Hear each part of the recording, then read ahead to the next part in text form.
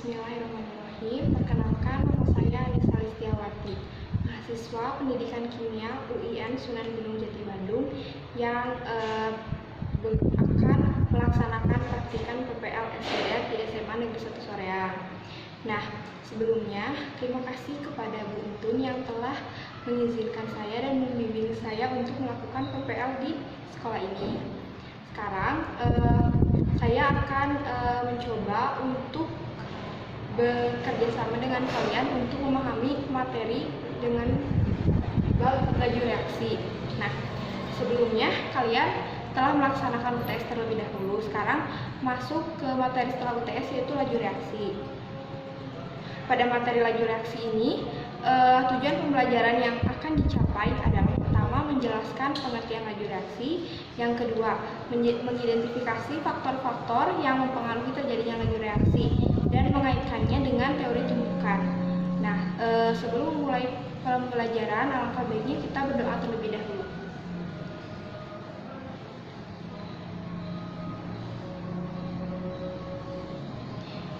Nah, laju reaksi ini diaplikasikan dalam kehidupan sehari-hari, contohnya yaitu dalam perkaratan besi dan pembusukan pada buah. Nah, mungkin kalian sudah tahu sebelumnya atau pernah dengar apa itu laju reaksi. Untuk mekanisme pembelajaran yang akan dilakukan adalah nanti saya akan membagikan materi video pembelajaran ini, lalu ada beberapa rangkuman materi dan lembar kerja yang bisa kalian kerjakan. Satu lagi, kalian juga akan mengerjakan kuis di Quizizz itu secara online, dan kalian berlatih mengerjakan soal di situ secara langsung. Untuk lembar kerjanya kalian bisa kerjakan di buku tulis dan dikumpulkan. Untuk informasi selanjutnya mungkin nanti saya akan beritahu kembali. Langsung saja, untuk materi yang pertama itu mengenai laju reaksi. Nah, sebelum laju reaksi kalian harus mengerti terlebih dahulu mengenai satuan konsentrasi.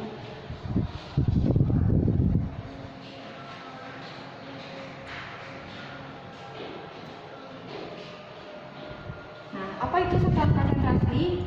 Di antaranya adalah yang bisa digunakan di laju reaksi itu, yang biasa dilakukannya itu adalah molaritas.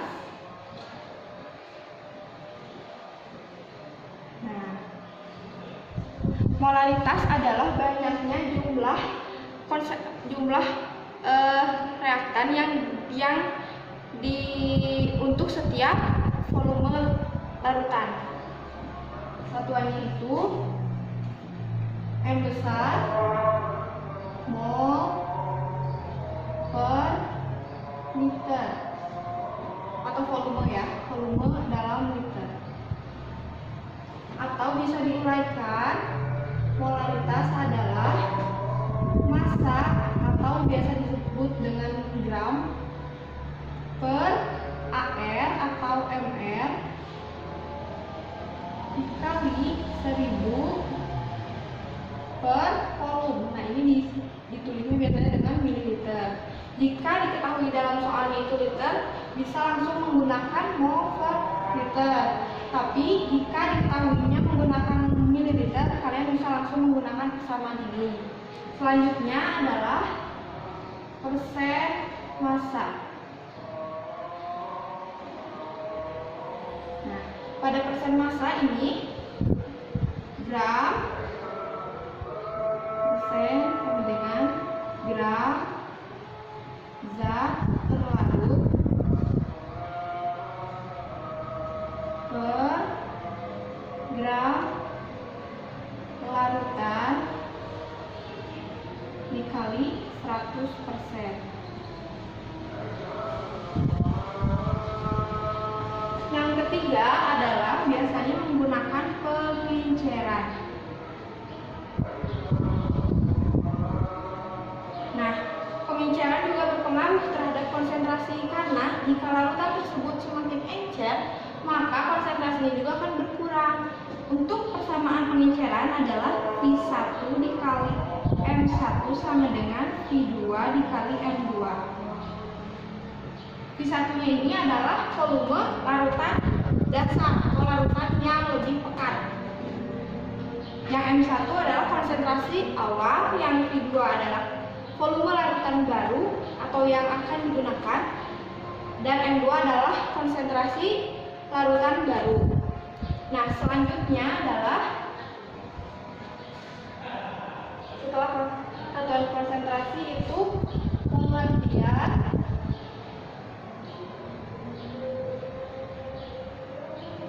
laju reaksi.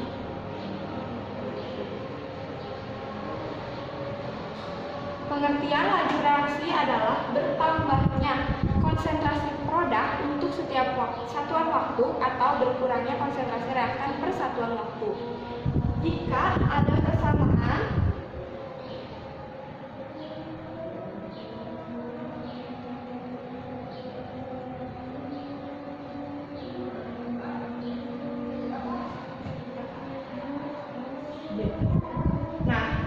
kita bisa mengetahui laju reaksinya bagaimana dengan cara ini. VA sama dengan negatif delta konsentrasi A per delta T. VB sama dengan negatif delta konsentrasi B per delta T. VC, nah ini positif ya, karena ini reaktan, ini produk, dan setiap reaksi kimia itu reaktan akan menjadi produk. Kalau yang ini jadi VC-nya jadi negatif ya, karena bertambah, sedangkan ini kan berkurang. Delta konsentrasi C per delta T. VD ini juga positif, konsentrasi D per delta T. Nah, untuk lambang dari tanda kurung ini konsentrasi ya. Jika kalian lupa mungkin saya lihat kembali. Nah, satuan dari laju reaksi ini adalah mol liter per detik atau mol desimeter kubik per S. Ya. Selanjutnya adalah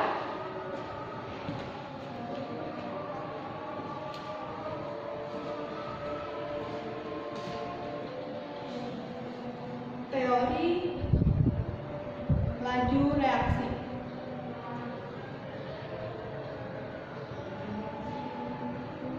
Di sini ada teori tumbukan. Nah, tumbukan itu apa? Dalam zat kimia, baik berupa zat padat, zat cair, dan gas, memiliki beberapa partikel. Yang partikelnya itu ketika saling bertumbukan akan menghasilkan suatu reaksi. Nah, jadi teori tumbukan ini akan menghasilkan laju reaksi. Dalam teori tumbukan ada yang namanya tumbukan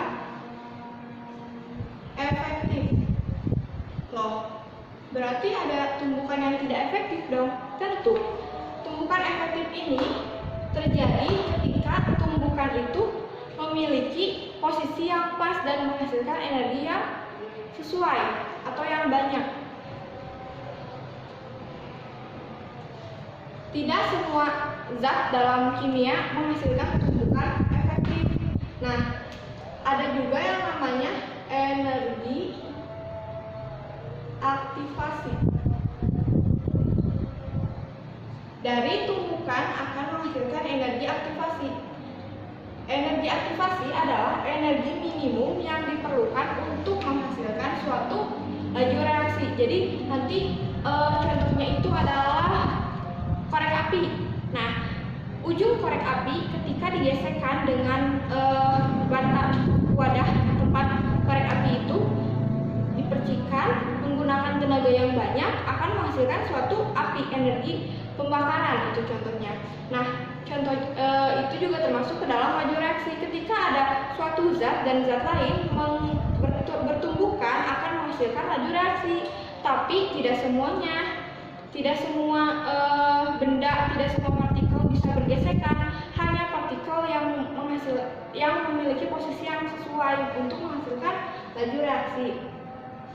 Nah, dari laju reaksi ini, dari teori laju reaksi ada yang namanya faktor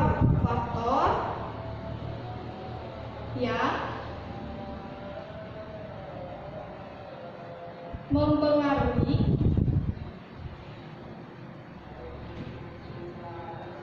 laju reaksi.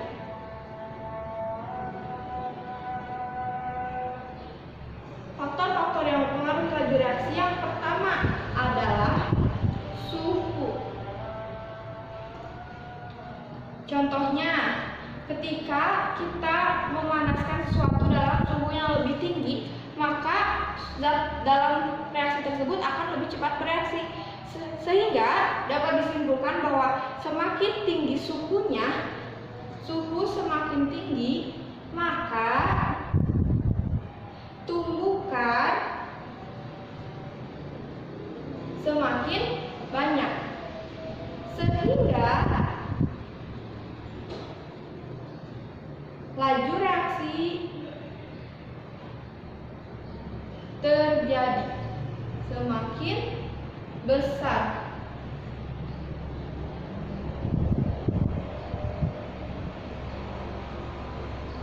Ini baru suhu. Nah, untuk suhu ada persamaan yang biasanya dihitung perhitungannya, yaitu R2 sama dengan R1 dikali 2. Ini dalam pangkat T2 dikurangi T1 per delta T.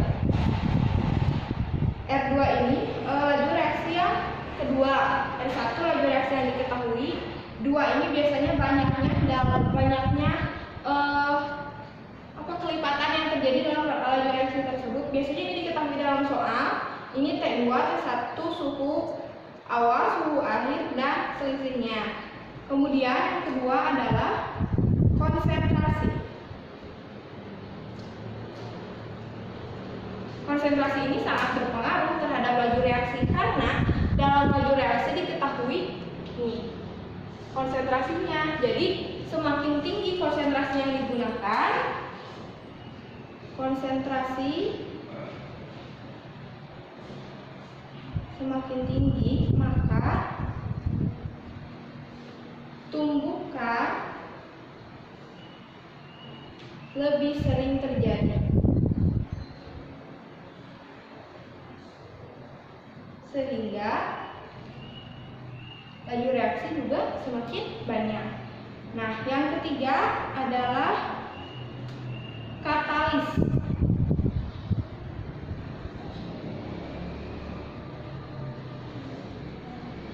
Bisa dilanjutkan di sebelah sana dulu.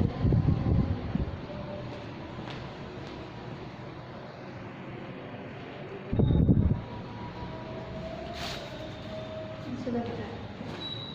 Katalis.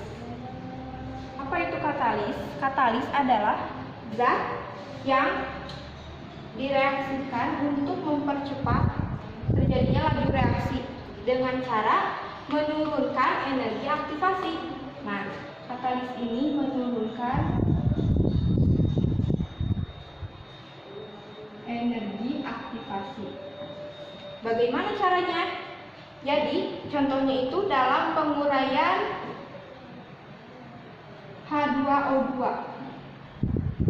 Aquos jika diuraikan akan menghasilkan 2H2O fasanya liquid dan O2 fasanya gas. Nah, katalis yang digunakan untuk menguraikan H2O2 ini biasanya digunakan Fe3+. Katalis itu biasanya ditulis di atas tanda panah. Dan ciri khas adanya katalis ini, jika menggunakan praktikum ya, si zatnya itu akan terdapat kembali dalam hasil reaksi dalam jumlah yang sama. Yang 4. Suhu konsentrasi katalis dan luas permukaan.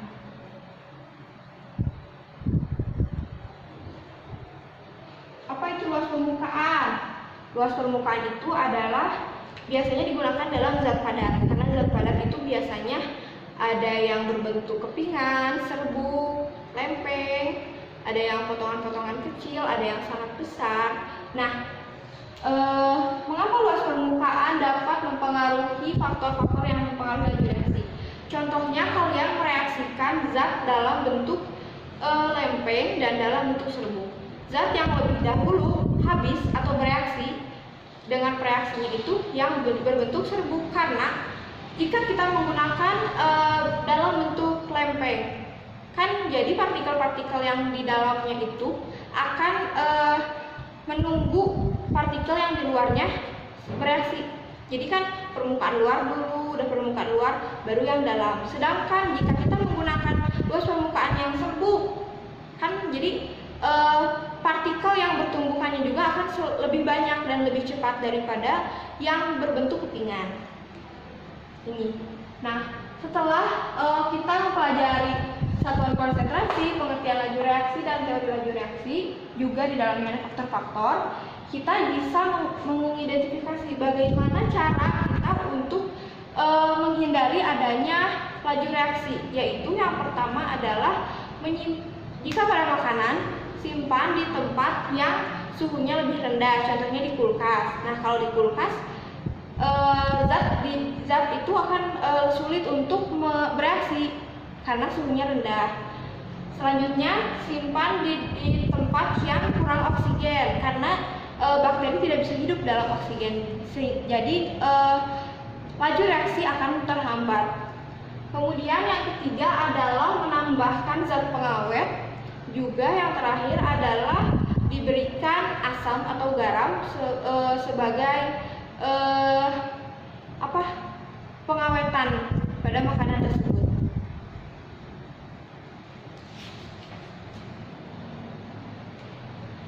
Mungkin pada kesempatan ini saya hanya bisa menyampaikan materi beberapa mengenai satuan konsentrasi, pengertian laju reaksi, teori laju reaksi, dan cara-cara untuk menghindari terjadinya laju reaksi.